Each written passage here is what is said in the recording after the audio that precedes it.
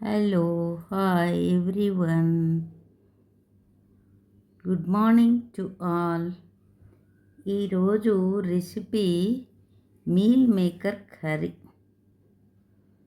Hotel style రుచితో ఇంట్లోనే special meal maker curry చేసుకుందాం. ప్రాసెస్ ఎలాగంటే, ముందుగా మీరు మీల్ మేకర్ని వేడి నీటిల్లో 10 నిమిషాలు నానబెట్టాలి. తరువాత నీటినన్నిటినీ గట్టిగా పిండేయాలి. ఇప్పుడు పాన్లో నూనె వేసి ఉల్లిపాయలను బంగారు రంగు వచ్చే వరకు వేయించాలి. అల్లం వెల్లుల్లి పేస్ట్, పచ్చిమిర్చి వేసి సువాసన వచ్చే వరకు కలపాలి. తర్వాత టమాటా ముద్ద వేసి నూనె విడిచే వరకు ఉడికించాలి. ఇప్పుడు కారం, ధనియాల పొడి, జీలకర్ర పొడి, ఉప్పు వేసి బాగా కలపాలి.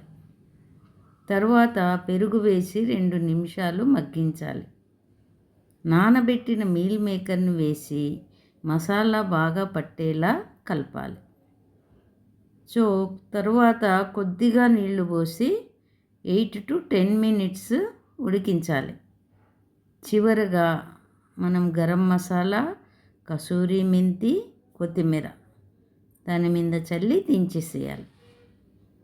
ఇంకా టేస్ట్ కావాలనుకున్నప్పుడు మనం జీడిపప్పు, కొబ్బరి పేస్ట్ వేయడం మాత్రం మర్చిపోకూడదు.